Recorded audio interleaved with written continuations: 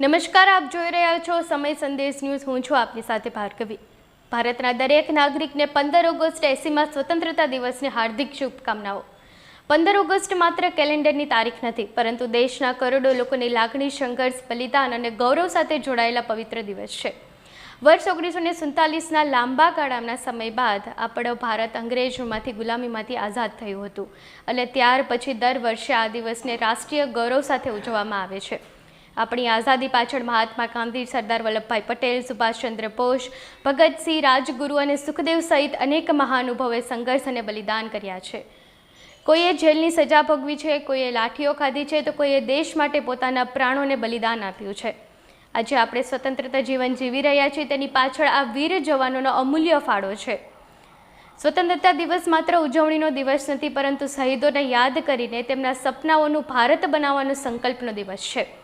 આજે શાળાઓ, કોલેજો, સરકારી કચેરીઓ અને વિવિધ સંસ્થાઓમાં ધ્વજવંદનના કાર્યક્રમો યોજવા જઈ રહ્યા છે. તિરંગો માત્ર 3 રંગો ધ્વજ નથી, પરંતુ તે ભારતની એકતા, અખંડિતતાનું પ્રતીક છે. કેસરીયો રંગ સાહસ અને ત્યાગ, સફેદ રંગ શાંતિ અને સત્ય, અને લીલો રંગ સમૃદ્ધિ અને પ્રગતિનું પ્રતીક માનવામાં આવે છે.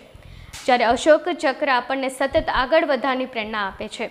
સાચી દેશભક્તિ માત્ર સોશિયલ મીડિયા પર પોસ્ટ મૂકવાથી નથી, પરંતુ દેશભક્તિ એટલે કે પોતાના કામોને ઈમાનદારીથી કરવું, કાયદાનું પાલન કરવું, જાહેર સંપત્તિનું રક્ષણ કરવું, પર્યાવરણને બચાવવું, જરૂરિયાતમંદોની મદદ કરી અને દેશની એકતા જાળવવાનું છે.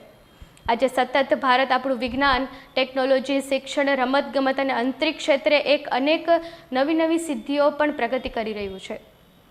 આપણા વૈજ્ઞાનિકો, ખેડૂતો, જવાનો, શિક્ષકો, ડૉક્ટરો, શ્રમિકો, ઉદ્યોગકારો અને યુવાનોને દેશની વિકાસ યાત્રામાં મહત્વપૂર્ણ ભૂમિકા ભજવી રહ્યું છે.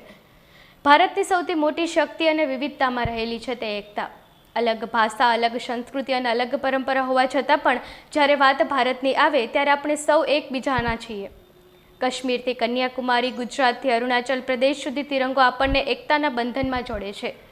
આજે યુવાનોની ભૂમિકા પણ મહત્વપૂર્ણ ભાગ ભજવી રહી છે, કારણ કે આજનો યુવાન આવતીકાલના ભારતનું નિર્માણ કરશે.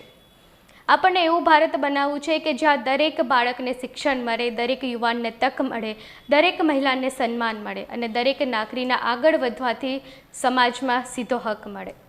આજે આપણે સરહદ પરના દેશમાં રક્ષા માટે અડીખમ ઊભેલા જવાનોને સલામ કરીએ છીએ, ખેડૂતોને નમન કરીએ છીએ અને દેશની પ્રગતિમાં યોગદાન આપતા દરેક નાગરિકોનો આભાર માનીએ છીએ. આ સ્વતંત્રતા દિવસને સંકલ્પ કરીએ કે ભારતની એકતા, અખંડિતતા અને શાંતિ હંમેશા જાળવી રાખીશું અને દેશને નવી ઊંચાઈ સુધી પહોંચાડવા માટે પોતાનું શ્રેષ્ઠ યોગદાન આપીશું.